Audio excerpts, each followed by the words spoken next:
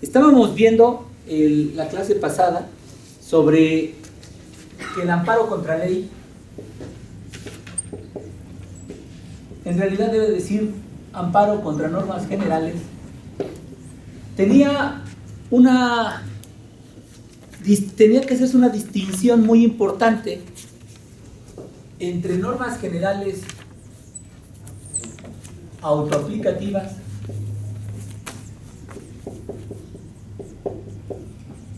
como heteroaplicativas.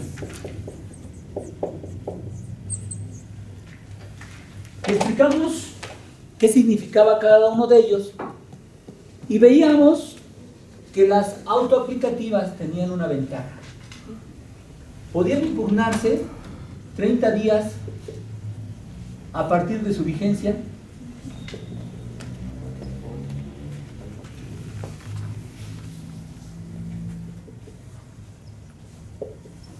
o 15 días a partir del primer acto concreto de aplicación. ¿No? Así decíamos, ¿no? Y decíamos que las heteroaplicativas no podían impugnarse a partir de su vigencia. ¿De acuerdo? ¿Y de dónde sacábamos esta regla? Precisamente del mismo artículo 61 en su fracción 12, ¿no? Dice la fracción 12 que el juicio de amparo es improcedente contra normas generales que requieran un acto de aplicación posterior al inicio de su vigencia. Así que las leyes autoaplicativas solamente tenían una oportunidad para promoverse el juicio de amparo. Primera pregunta. Tratándose de una ley autoaplicativa, si yo promuevo el juicio de amparo dentro de los 30 días a partir de su vigencia, y me lo resuelven, ¿podría promover el juicio de amparo a partir de su primer acto concreto de aplicación? ¿Sí o no?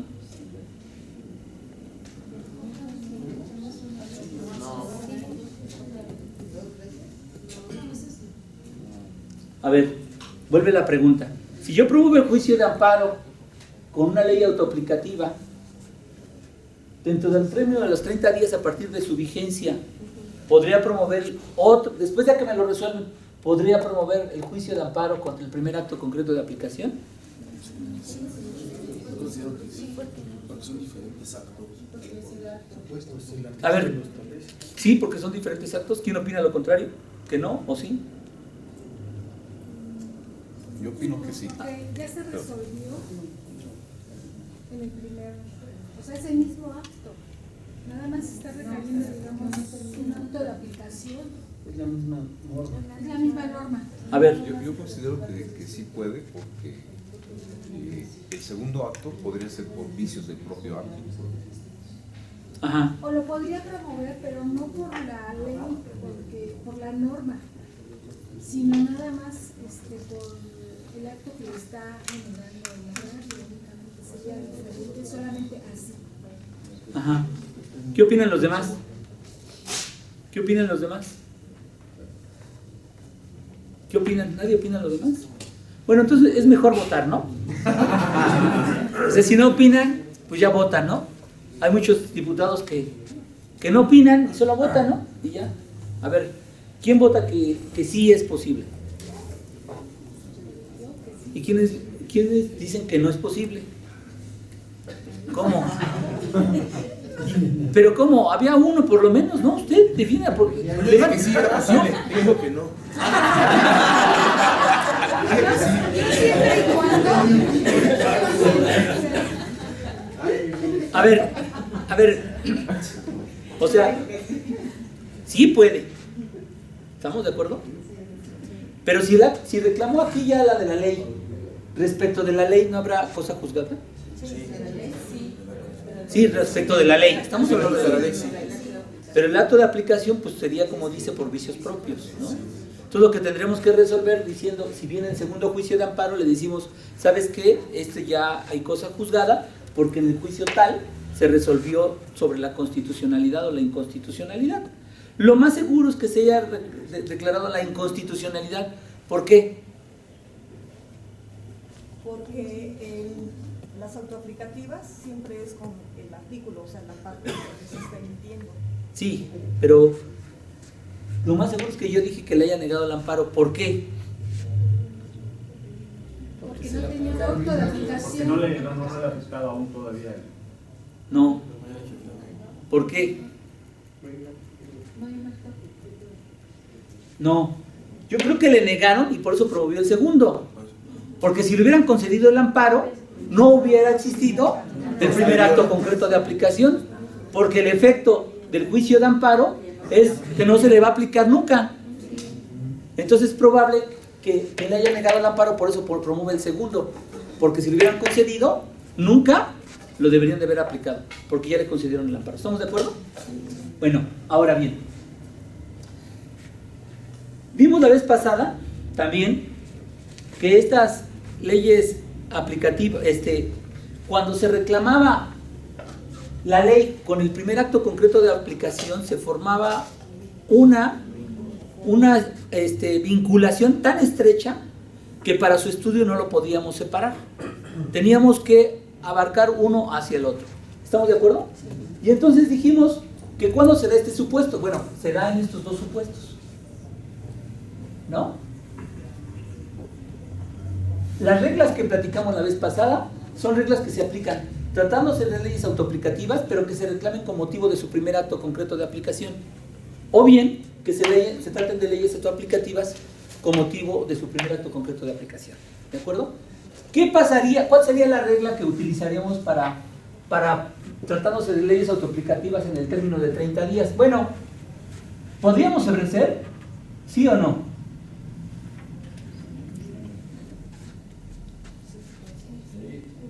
¿Cuándo?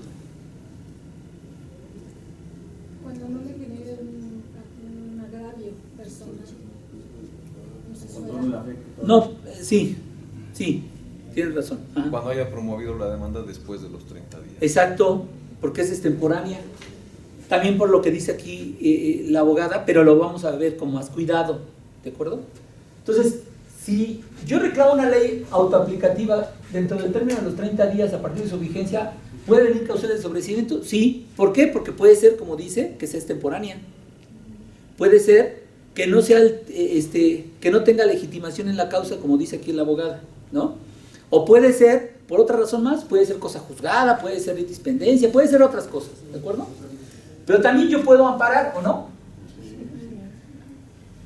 Y yo también puedo negar. Pero aquí no hay ninguna vinculación contra el primer acto concreto de aplicación porque la estoy reclamando a partir de su vigencia, ¿de acuerdo? Pero cuando reclamo la ley autoaplicativa con primer acto concreto de aplicación o bien una heteroaplicativa también con el primer acto concreto de aplicación, aquí es en donde yo digo que se deben de establecer reglas claras porque se estableció una vinculación tan estrecha entre la ley con el acto, ¿no? Y eso es lo que traté de explicar la vez pasada, ¿no?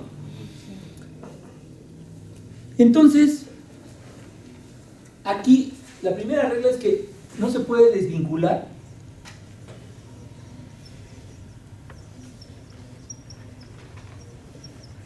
la norma general con el acto de aplicación.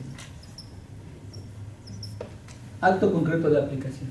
¿Y cuáles son esas reglas que precisamente establecimos para ver sobre cómo podemos estudiar el amparo contra la ley? Entonces, reglas para el estudio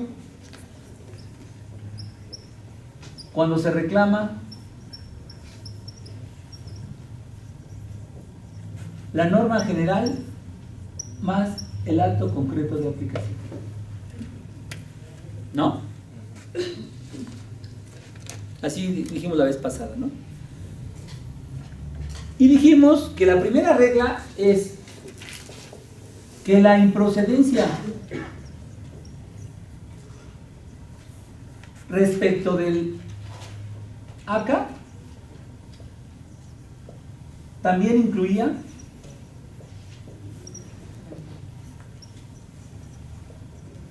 la improcedencia respecto de la norma general. Era la primera regla que estábamos estableciendo. ¿Cuál era la razón subyacente que nosotros advertimos para esta primera regla? ¿Nada más porque se nos pega la gana? Había una razón subyacente. ¿Cuál es la razón subyacente?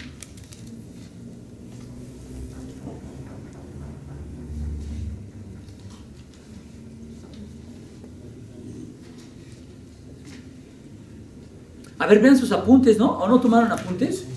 Yo veo que toman apuntes, pero después, cuando les hago la pregunta al día siguiente, ya no saben responder. Yo no entiendo esa pregunta.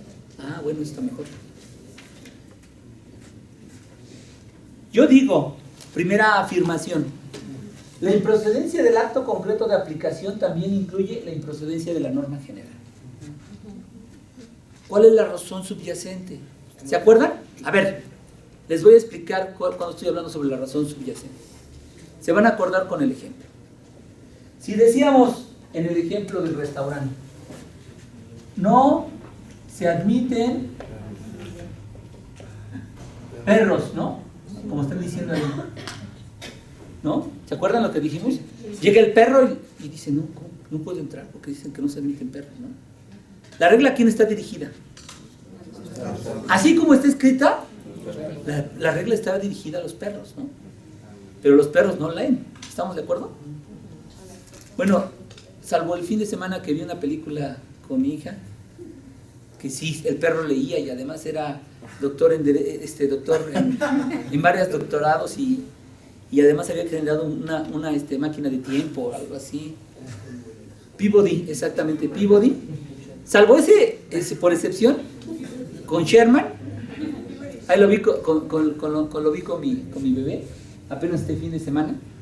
Ese sí leía, ¿no? Ese sí inventaba. Pero aquí lo que tenemos que dirigirlo es con las personas. No se admiten perros, no se admiten personas con perros, ¿no? Y decíamos primero, ¿y si trae un oso? ¿Podría pasar o no podría pasar? Sí, porque dijimos que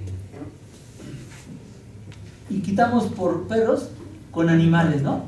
Porque si ponemos con animales, si ponemos mascotas, pues estaremos excluyendo otros animales. Entonces tenemos que decir con animales, ¿no?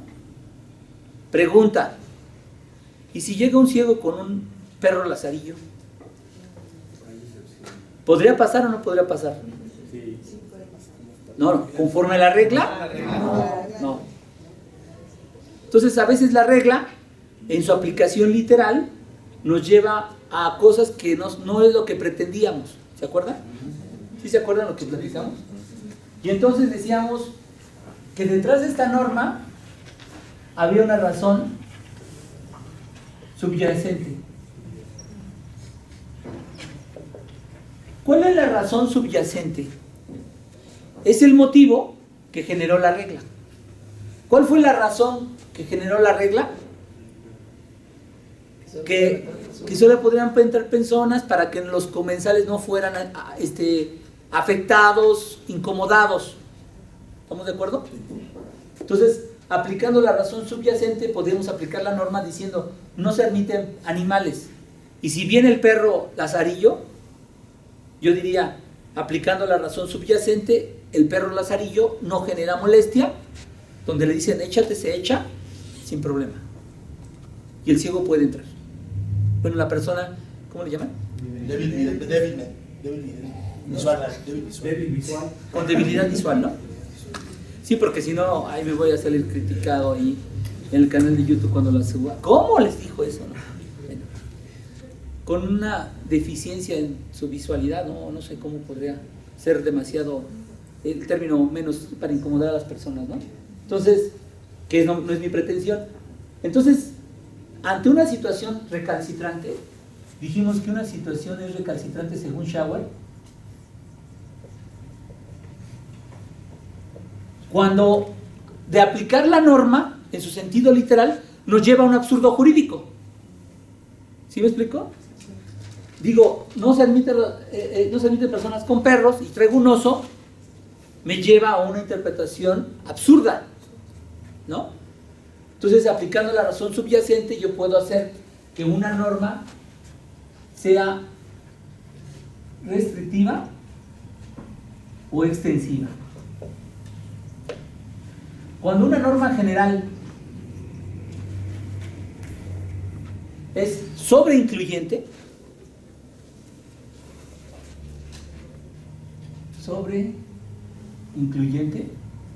yo tengo que hacer utilizando la razón subyacente, tengo que hacer una interpretación restrictiva.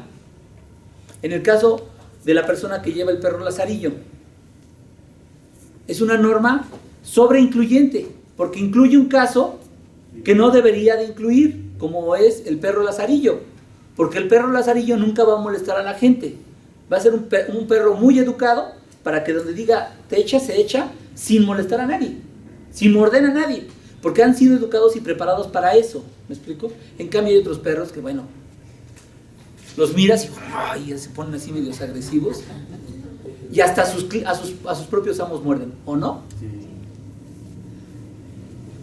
Si yo tengo una norma general infraincluyente,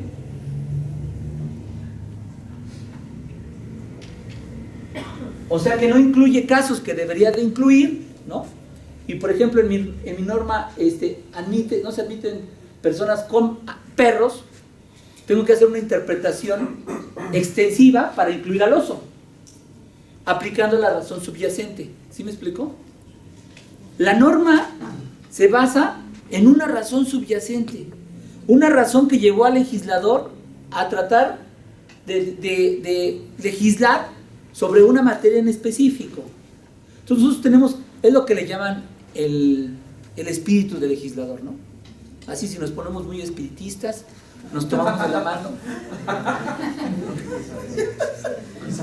Ilumínanos con el espíritu del legislador, ¿no? O sea, es lo que llamaban el espíritu del legislador, ¿no? Pero no lo vamos a hacer en términos espirituistas, ¿no? Sino lo vamos a hacer en términos legales. Y déjenme decirles que hay mucha argumentación así, ves jurisprudencia, libros que dicen el espíritu del legislador, ¿no? Yo creo que es mejor decirle la razón subyacente, ¿no?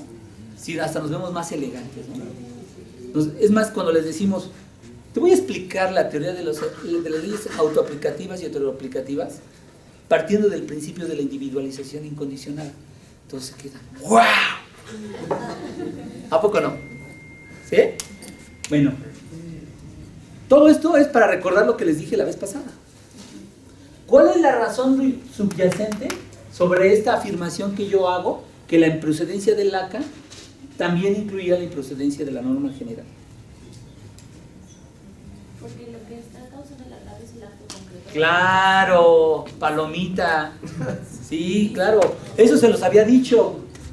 ¿No? ¿O no? ¿O nada más usted lo vio? Se me hace que es la única que la vio. Lo que le causa perjuicio al quejoso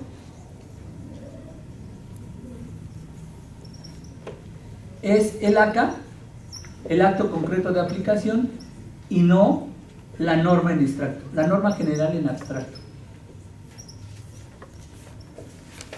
¿Me explico? Estamos partiendo que estas reglas son para el estudio cuando se reclama la norma general más el acto concreto de aplicación. Por eso decimos que la norma en sí no le causa perjuicio. ¿Por qué? Porque si fuera autoaplicativa estaríamos en esta regla de aquí arriba. ¿Estamos? ¿Sí le vamos entendiendo o no? Ok. ¿Cuál era la segunda regla que dijimos? Segunda regla. Si el juicio de amparo es procedente contra el ACA, acto concreto de aplicación, y vamos a estudiar la constitucionalidad de la norma general, ¿no? Así dijimos la vez pasada, ¿no? Y aquí decíamos, si la norma general es inconstitucional, debemos de conceder el amparo, ¿no? Y este amparo va a incluir el acto concreto de aplicación. Vamos a hacer una declaración, declarar que es inconstitucional la norma, junto con el primer acto concreto de aplicación. ¿Y cuál vamos a dejar insubsistente? ¿Cuál?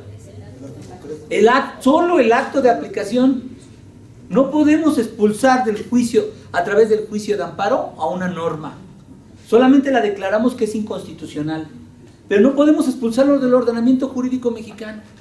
No puedo yo decir como juez de amparo, juez de distrito, es tan aberrante el contenido, tan repudiable, que se vaya del orden jurídico.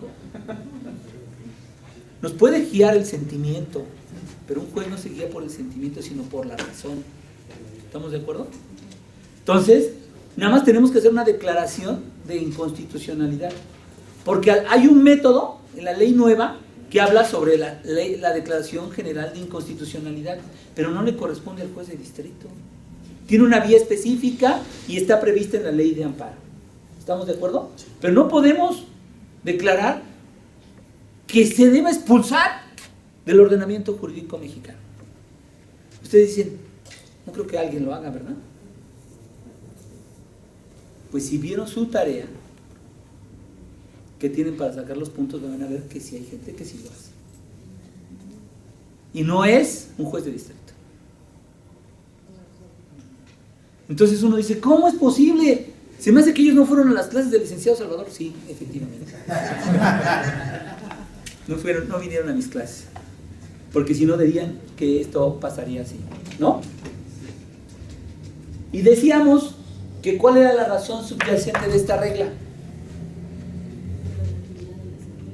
¿No?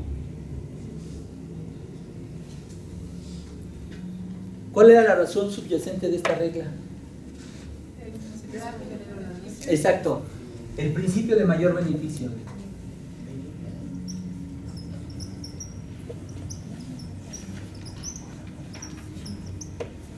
Cuando yo tengo que estudiar, analizo de mis conceptos de violación y veo cuál de ellos le debe de proporcionar mayor beneficio al quejoso. No es porque yo lo haga como un acto parcial, sino porque yo debo de basarme en el principio del mayor beneficio para tratar de decir, con este es suficiente para dejar insubsistente los demás.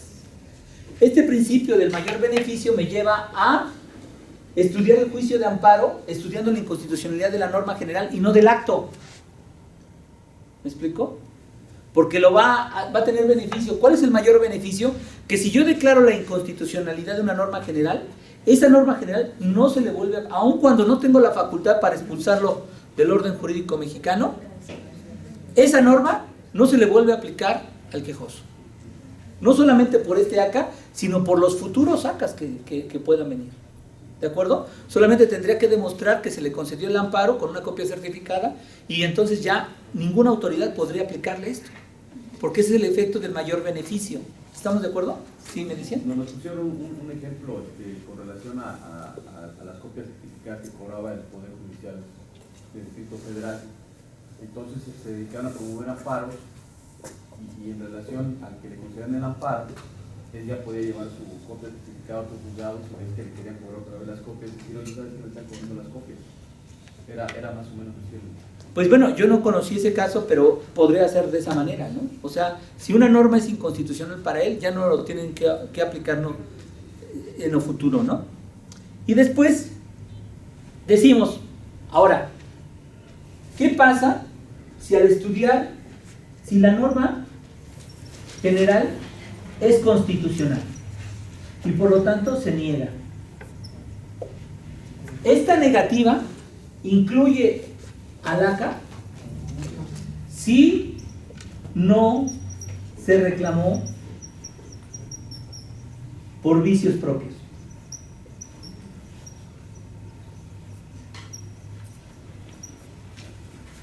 Si todos sus conceptos de violación van dirigidos a decir que le viola sus derechos humanos por la circunstancia de que la norma es inconstitucional y da razones, pero sus razones no son correctas, Le negamos el amparo sobre la ley y también sobre el acto concreto de aplicación porque nosotros argumentamos porque no se advierte que establezca conceptos de violación por vicios propios respecto del primer acto concreto de aplicación. ¿Estamos de acuerdo o no estamos de acuerdo? ¿Sí? ¿Sí o no? Pueden advertir que en estas reglas claramente se ve la vinculación que existe entre la norma general y el ACA. Tercer regla. Si el juicio de amparo es procedente, si se niega el amparo respecto de la norma general, entonces ya estoy en condiciones de estudiar los conceptos de violación contra el acto concreto que estén dirigidos contra el acto concreto de aplicación por vicios propios. ¿Cómo pueden ser los vicios propios? Bueno, que no tiene fundamentación o que no tiene motivación. A lo mejor fundamentación no, porque es precisamente ahí la motivación, en la fundamentación le citaron el artículo, ¿no? Pero puede ser que no exista motivación, no motivación, que esté contra constancias, que existan otras razones para declarar la inconstitucionalidad del ACA. ¿De acuerdo? Todos van a decir, ¡wow! No, por eso me encantan las clases de licenciado. No, realmente esto está en la jurisprudencia. No sé si ustedes veían el Beto Boticario, ¿no? El Beto Boticario era un mago, a lo mejor para los más jóvenes no lo conocían, que hacía una magia, un acto de magia, y todos decían, ¡magazo! ¿No? Y después ya sacaba la forma en cómo lo había hecho la magia, y todos pues ya se disolucionaban, pero les decía el secreto, ¿no? A ver, ahí les van los registros de las tesis donde pueden sacar esto. Registro, le voy a hacer de 2 dígitos, 900346. Se llama Leyes o Reglamentos Amparo contra promovido con motivo de su aplicación. Siguiente, 23-2028. Leyes amparo contra sobrecimiento en cuanto al acto de aplicación determina el sobrecimiento en cuanto al precepto legal impugnado. Registro 92-0036.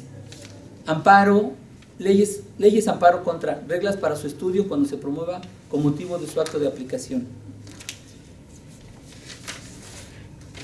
¿De acuerdo?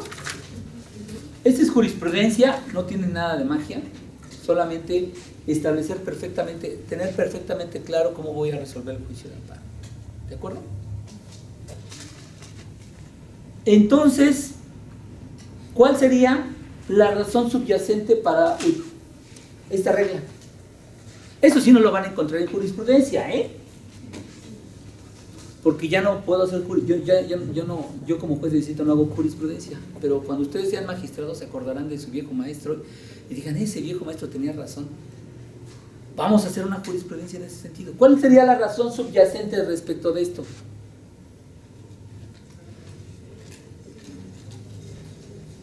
Mejor se los digo, porque si no, para pasar a otro tema, ¿no? Principio de congruencia. O sea, tengo yo que atender todos los conceptos de violación para poder resolver el juicio de amparo de manera adecuada. ¿De acuerdo? Pero si yo concedo el amparo respecto del ACA, no tengo que estudiar los demás conceptos de violación. ¿Por qué? Porque si no está motivado o está contra constancia, no me importa. Porque al declarar la inconstitucionalidad de la ley, declaro la inconstitucionalidad del acto concreto de aplicación. ¿De acuerdo? Ahora, yo quisiera que ustedes advirtieran que todo proceso se rige por presupuestos procesales. Estos presupuestos procesales pueden ser generales, como cuáles, como competencia, vía, personalidad, Así que si yo tengo un juicio de amparo, tengo que ver la competencia, tengo que ver la vía, tengo que ver la personalidad. Lo puedo hacer en un juicio ordinario, lo puedo hacer en un juicio especial, lo puedo hacer en un juicio ejecutivo, lo puedo hacer en un juicio de amparo.